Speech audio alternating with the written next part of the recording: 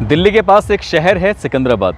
वहाँ के 2-3 लड़के पहले कहते हैं कि दावत करेंगे, दावत के बाद कुछ खाएंगे, उसके बाद जो भी लड़की मिलेगी उसको पकड़ेंगे, उसके साथ गलत काम करेंगे।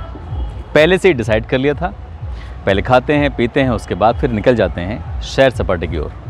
एक गांव लगता है चांदपुर, और चांदपुर रोड की तरफ लगभग रात के 8:30 बजे के आसपास एक लड़की दुकान से ख़रीदारी करके अपने घर जा रही थी। उस लड़की को देखते हैं, अपनी गाड़ी में खींच लेते हैं और उसके बाद उसके साथ बलात्कार करते हैं। जब तक मन करता है तब तक करते हैं, और जब मन भर जाता है तो उसकी हत्या कर देते हैं, हत्या करके फेंक देते हैं। पुलिस जब इस मामले का खुलासा करती है तो वो कहते हैं सिर्फ मौज मस्ती के लिए किया था। ये लड़की नहीं होती तो कोई और होती, कोई और नहीं होती तो कोई और होती, उन्हें तो ये सब करना ही था। इस घटना को सुनने के बाद आपको भी शायद अंदर से गुस्सा आया होगा कि क्या समाज में ऐसे लोग भी रहते हैं। लेकिन ये घटना कुछ भी नहीं है जो मैंने अभी बताई है। अगली घटना जो मैं आपको सुनाने जा रहा हूँ, इस घटना को सुनने के बाद कहेंगे कि समाज में कितनी गंदी प्रवृत्ति की, कितनी कैसी विकृत मानसिकता के लोग रहते हैं। ऐसे लोगों को जीने का अधिकार देना चाहिए? बिल्कुल भी नहीं देना चाहिए। मगर कानून ने जो उन्हें सज़ा दी है, पीड़िता उसको लेकर भी खुश है।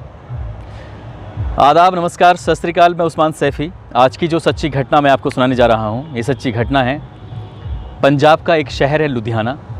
एक लड़की जिसकी उम्र अभी 1.5 साल के आसपास है। वो लड़की अपने घर में, अपने परिवार में, अपनी माँ, अपने पापा के साथ बड़ी खुश थी। कुछ ही दिन पहले तो उसके पापा की और माँ की शादी हुई थी। उसके बाद वो पैदा हुई। 1.5 साल ही हुआ था, उसने अपने पापा के साथ रहने के जो सपने शायद देखे होंगे, एक लड़की एक बच्चे के साथ जो होता है, वो पूरे कहाँ होने वाले थे। पापा के साथ पता नहीं अचानक से कोई ऐसा हादसा होता है और पापा की मौत हो जाती है। 1.5 साल की थी तब पापा उसके मर जाते हैं। लेकिन उसकी माँ ने दूसरी शादी करने का फैसला बिल्कुल भी अपने दिमाग में रखा ही नहीं, और उस बेटी को अपनी बहादुर बेटी बनाने का फैसला किया था। ज़िंदगी बड़ी खुशहाल चल रही थी, सब कुछ बहुत अच्छा चल रहा है। लड़की 20 साल की हो चुकी है। अब 20 साल की लड़की होने के बाद उसका पंजाब पुलिस में नंबर भी आ जाता है। हालांकि वो नेल ब्यूटिशियन थी, और नेल को किस तरह से डिज़ाइन करते हैं, किस तरह से वो भी खूबसूरत बनाया जा सकता है, उसकी वो डिज़ाइनर थी। 9 फरवरी 2019 का ये वाक़या है। वो अपने एक दोस्त के साथ लुधियाना से इस्तेवाल की तरफ जा रही थी। इस्तेवाल की तरफ जा रही है, कार से वो दोनों जा रहे हैं, और कार का रात के लगभग 9 बजे के आसपास का वाक़या था। 3 बाइक सवार पहले तो शोर मचाते हैं, चीखते हैं, चिल्लाते हैं। जंगल का ऐसे जिस तरह से आप देख रहे हैं मेरे पीछे, एक सुनसान सा इलाका था, जंगल, अंधेरी रात हो रही थी। रात के 9 या 10 बजे के आसपास का वक्त रहा होगा। शोर मचाते हैं, लेकिन उन्हें लगता है कि ये शायद हमें रोक के हमारे साथ कुछ वारदात ना कर दें, तो इसलिए वो भगाने की कोशिश करते हैं। मगर वो बहुत खिलाड़ी थे, तीनों बाइक सवार। कोई ऐसी भारी चीज़ मारते हैं, कार के शीशा टूट जाता है, और चलती हुई कार के बराबर में अपनी बाइक लगा के उस लड़के को पकड़ लेते हैं। कहते हैं कि रोक लो, नहीं तो अंजाम अच्छा नहीं होगा। लड़का डर जाता है और गाड़ी रोक ली जाती है, और गाड़ी जाकर रुकती है चांगना नहर के पास। चांगना नहर के पास बहुत ही सुनसान इलाका था, और उसके बाद उस लड़के को और उस लड़की को साथ लेके जाते हैं खाली प्लॉट की तरफ। और खाली प्लॉट की तरफ जब लेके जाते हैं तो वहाँ जाकर लड़के को पकड़ लेते हैं। पहले से ही 3 बाइक सवार थे, फ़ोन किया जाता है, 3 और आ जाते हैं। अब ये लोगों के नाम है, एक लुधियाना का जगरूप सिंह रूपी है जो इसका मुख्य आदमी है। ABS नगर का सादिक अली है। हिमाचल प्रदेश का सैफ अली है। यूपी गोंडा का अजय उर्फ विरजा नंदन है। लुधियाना में खानपुर है, उसका स्वरूप है। और जम्मू कश्मीर कठुआ का लियाकत अली, जिसकी उम्र कम थी उस टाइम पे। ये 6 लोग हैं, और 6 के 6 जने उस लड़के को पकड़ लेते हैं, और उस लड़की के साथ उसी के सामने बारी बारी से रेप कर रहे थे, बलात्कार कर रहे थे। लड़की ने हर चंद कोशिश की उनसे बचने की, रिक्वेस्ट की, रहम की भीख मांगी, तमाम वो कोशिशें की जो कर सकता था। लड़का बहुत बहादुर और लड़की भी बहुत बहादुर। लड़के ने भी तमाम कोशिशें की बचने की, लेकिन वो 6 थे और ये 2 थे, उनका मुकाबला नहीं कर पाए, और उन्हीं की आंखों के सामने शस्त्रों के बल पर आखिरकार उनके साथ वो गंदा काम करते रहते हैं। टाइम गुजरता चला जाता है, रात आगे बढ़ती चली जाती है। पहली बार, दूसरी बार, इस तरह से ये सिलसिला चल रहा है। वो लड़की इतना डर जाती है, इतना सहम जाती है जो उसके साथ हो रहा है। इससे पहले कभी उसके साथ ऐसा हुआ नहीं। शायद कभी उसने अखबारों में या टेलीविज़न में कहीं भी ऐसी घटनाएं सुनी तो होंगी, लेकिन आज व्यक्तिगत कुछ चीज़, ऐसा भयानक मंजर उसकी आंखों के सामने था। उससे बचे तो कैसे बचे। इनके पास 13,000 रुपये थे, अंगूठियाँ पहनी हुई थी सोने की, वो भी छीन ली जाती हैं। अब जब इनका मन भर जाता है, दिल भर जाता है, तो कहते हैं कि हम तुम्हें छोड़ने के 2 लाख रुपए लेंगे। बात 2 लाख रुपए की थी, उनके पास तो थे नहीं। उस लड़की के दोस्त से कहा जाता है कि 2 लाख रुपए का इंतजाम कर दो, नहीं तो हम तुम्हें जान से मार देंगे। अब वो दोनों रहम की भीख मांग रहे हैं कि हमें मारना मत, हम मरना नहीं चाहते, हम बचना चाहते हैं, हम ज़िंदगी को जीना चाहते हैं, और जो भी हुआ है हम किसी से कहेंगे भी नहीं। तब 2 लाख रुपए की जब डिमांड होती है तो 2 लाख रुपए के लिए अपने दोस्त को फ़ोन करता है, कहता है कि हम बड़ी परेशानी में हैं, हमें 2 लाख रुपए लेकर यहाँ पे आ जाओ। उसका दोस्त वाकई बहुत अच्छा दोस्त उसका, और उसने इस फ़ोन को गंभीरता से लिया, और गंभीरता से लेने के बाद वो उनके पास नहीं पहुंचा। उन्हें पता था कि शायद इनके साथ कोई बड़ा हादसा ना हो जाए। वो सीधा पहुंच जाता है, एक थाना है दाखा थाना पहुंच जाता है, और मुल्लानपुर पुलिस में जाकर ये कहता है कि साहब मेरा दोस्त और उसकी फ्रेंड बहुत बड़ी मुसीबत में है, परेशानी में है, आप जल्दी से चलिए। चौकी के अंदर जितने भी सिपाही हैं, जितने भी दरोगा हैं, इंचार्ज हैं, सभी से बारी बारी से जाकर कहता है कि साहब बस जल्दी चलिए, बहुत बड़ा हादसा हो जाएगा मेरे दोस्त के साथ, मेरे दोस्त के दोस्त के साथ, आप बस जल्दी जल्दी चलिए। एक एक करके रिक्वेस्ट करता है, लेकिन कोई भी उसकी बातों को अनसुना कर देता है, सुनता ही नहीं। जब घंटे, 2 घंटे, 3 घंटे गुजर जाते हैं, उधर उनके साथ वही हादसा लगातार रेप पर रेप हो रहा है। आखिरकार पुलिस को कुछ लगता है कि चलो ठीक है, एक औपचारिकता के तौर पर वो उसके साथ चले जाते हैं, और उसी इलाके में, यानी कि ये सीधा चांगना नहर के पास उसी इलाके में जाते हैं। बस नहर पर जाकर आवाज़ लगाते हैं, उस दोस्त का नाम लेता है और उसे आवाज़ लगाता है, लेकिन दोस्त और उसकी जो फ्रेंड है वो बोलती नहीं है, आवाज़ नहीं आती है। कहते हैं यार तुम झूठ बोल रहे हो, ऐसा कुछ भी नहीं है। मगर ये सच था, क्योंकि उन दोनों के जो मुंह था उसको भींचा हुआ था, दबाया हुआ था, ताकि वो चीख ना सकें, उनकी आवाज़ ना निकल सके। और जहाँ से आवाज़ लगाई जा रही थी, महज 20-30 मीटर की दूरी पर या 50 मीटर की दूरी पर ही वो दोनों उन 6 दरिंदों के चंगुल में फंसे हुए थे। उन्हें लगता है कि शायद बात अब ख़राब हो चुकी है, लेकिन यहाँ से ये 4 लोग जा चुके थे। इस बीच में जब ये पुलिस वाले चले जाते हैं तो 6 में से 4 साथी चले जाते हैं और 2 साथी रह जाते हैं।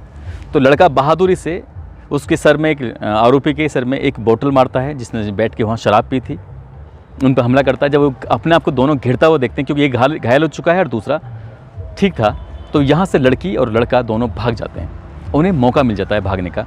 काश कि पुलिस ने अगर इस मामले को गंभीरता से लिया होता तो शायद इस लड़की की जान को बचाया जा सकता था, इसके साथ हादसे को बचाया जा सकता था जो इसके साथ हुआ था, क्योंकि पुलिस कम से कम 3-4 घंटे देरी से वहाँ पर पहुँची थी। अब इतना सब कुछ होने के बाद लड़की अपनी माँ के पास जाती है।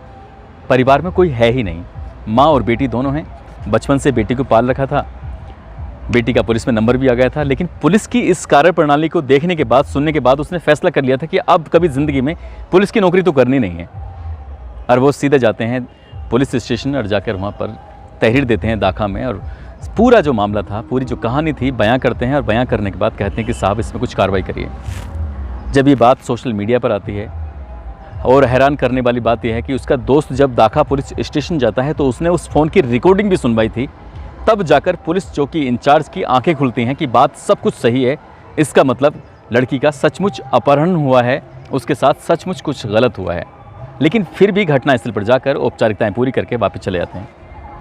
मुकदमा दर्ज हो जाता है। मुकदमा दर्ज होने के बाद पुलिस मामले की जाँच पड़ताल करती है, तो इसमें बड़े बड़े अधिकारी अब शामिल हो जाते हैं, और सबसे बड़ी अधिकारी पंजाब की ADGP वी निर्जा इस पूरे मामले की देखरेख कर रही थी, इस पूरे मामले की पड़ताल कर रही थी। जो भी जांच कर रहे थे, उनकी जांच में उनको एक एक बिंदु को वो बारीकी से परख रही थी, कहीं ऐसा तो नहीं पुलिस मामले की जांच में कोई लापरवाही कर रही है।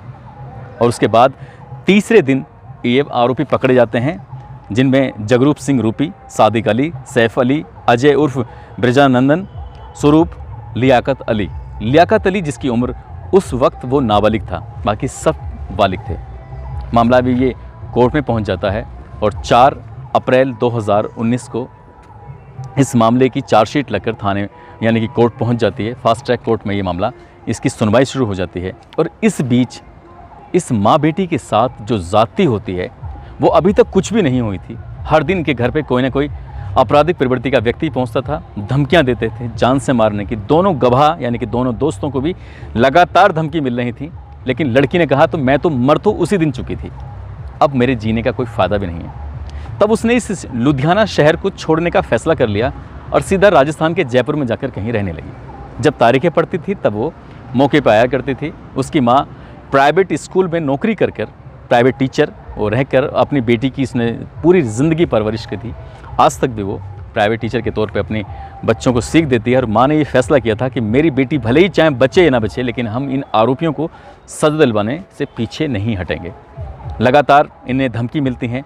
जब धमकियों से कोई काम नहीं चला तो फिर करोड़ों रुपए, कई करोड़ रुपए का इन्हें ऑफ़र मिलता है कि ये सब आप छोड़ दीजिए, पैरवी करना छोड़ दीजिए, ये सब मामला ख़त्म कर दीजिए और हम आपको करोड़ों रुपए देंगे। पेशकश कर दी जाती है, सूटकेस पहुंच जाते हैं, लेकिन माँ ने बस फैसला किया था इन आरोपियों को बड़ी से बड़ी सज़ा दिलवानी है। अब इस मामले की जब जांच चल रही थी, जांच के दौरान वी नीरजा यानी कि एडीजीपी जब इस मुख्य आरोपी जिसका नाम है जगरूप सिंह रूपी, इसका मोबाइल चेक करती हैं तो मोबाइल में जब देखती हैं तो वो सन्न रह जाती हैं, परेशान हो जाती हैं। तब उन्हें पता चलता है कि ये कितने बड़े भेड़िए लोग हैं।